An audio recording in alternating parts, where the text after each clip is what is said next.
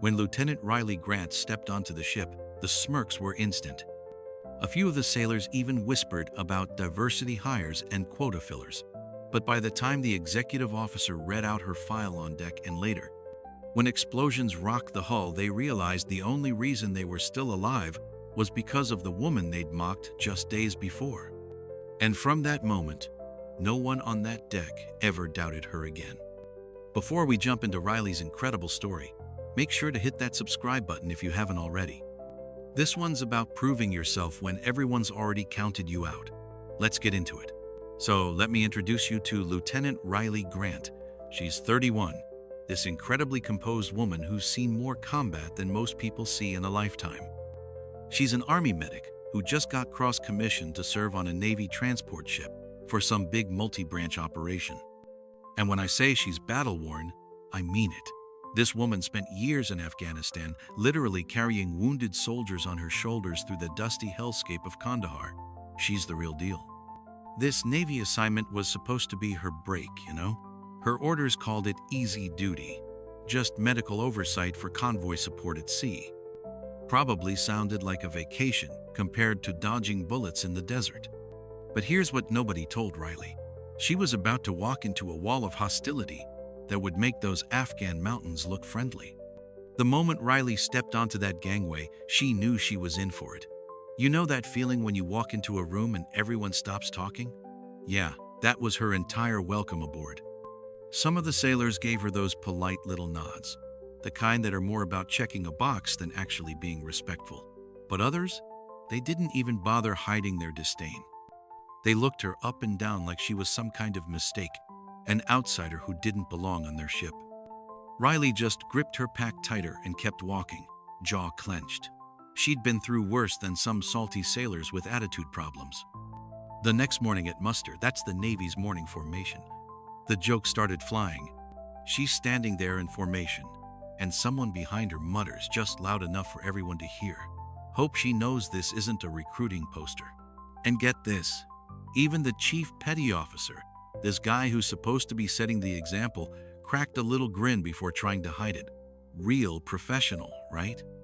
Riley just kept her eyes on the emergency medical charts in her hands, refusing to give them the satisfaction of seeing her react.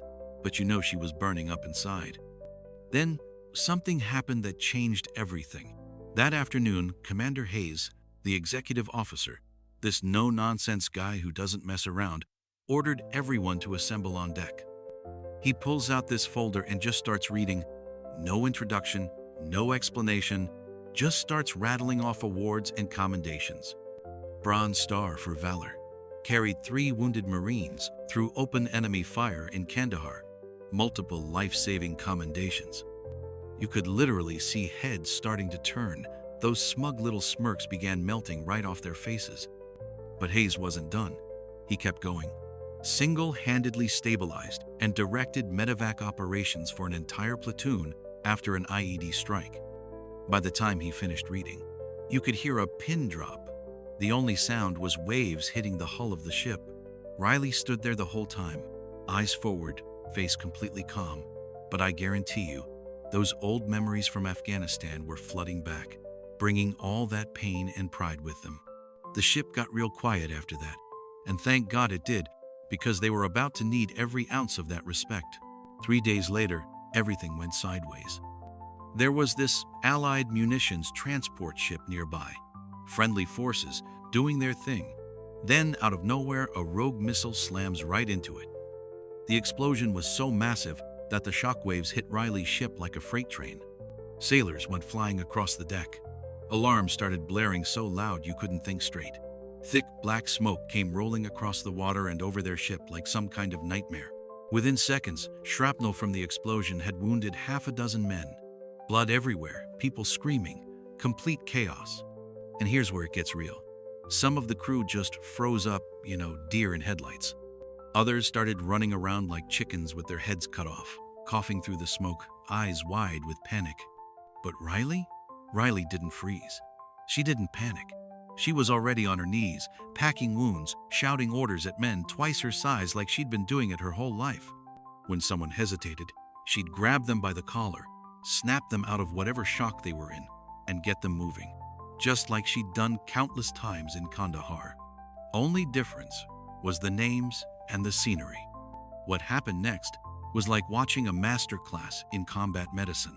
Over the next hour, Riley transformed that chaotic, smoky deck into an organized triage zone. She's pointing at uninjured sailors, converting them into stretcher teams on the spot. She's redirecting people away from the flames that are still spreading across parts of the ship. She's doing 3 things at once and somehow keeping track of everything. Even the chief petty officer, remember him? The guy who was smirking at her jokes just days before? Found himself hustling around fetching supplies under her sharp directions. No questions asked. For the first time since she'd stepped on that ship, nobody was questioning her authority. Her voice cut through the chaos like a knife. Then the situation got even worse. Secondary explosions started rocking the hull. Boom, boom, boom. The whole ship shuddered with each one. Without thinking twice, Riley threw herself over 2 younger sailors, using her own body as a shield. These kids who probably thought she was some kind of diversity hire a week ago. She's literally putting her life on the line to protect them. Later, when the damage control teams finally got the fires under control, Commander Hayes found Riley in the mess hall. She's on the floor, hands covered in blood up to her elbows, compressing a wound on some sailor's leg. He didn't order her to stop, didn't pull rank. Instead, he got down on his knees next to her and asked how he could help. By the time night fell, every single casualty was stable. Not one life lost. And everyone on that ship knew exactly why. It was because Riley's quick thinking and faster commands had kept everyone one step ahead of disaster. Word spread through the ship like wildfire. Those jokes from earlier, they seemed like something from another lifetime. Something shameful that nobody wanted to remember. The transformation was complete. The woman they'd mocked had just saved their lives. At the next morning's muster, something beautiful happened. The entire crew stood at perfect attention. No whispers, no sideways glances, no barely contained smirks. Just quiet, genuine respect. Commander Hayes cleared his throat and said something simple but powerful. "Lieutenant Grant, this crew owes you everything." Dismissed. As Riley walked past the formation, something incredible happened. Even the men who had laughed at her, who had questioned whether she belonged there, snapped crisp salutes. Real ones.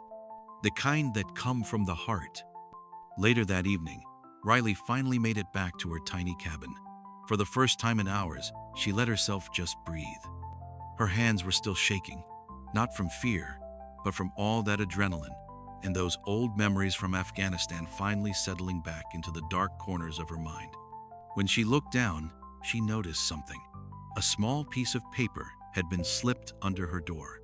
She picked it up and read, "Doc, if I ever go down, I hope it's your voice I hear telling me to get back up." She never found out which sailor left it, but she kept that note. Picture this.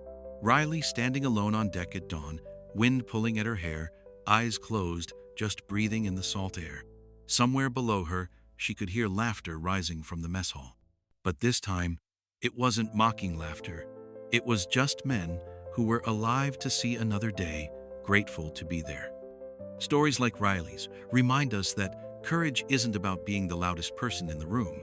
It's about being the person who steps up when everything falls apart. If this story hit you the way it hit me, smash that like button and share it with someone who needs to hear it.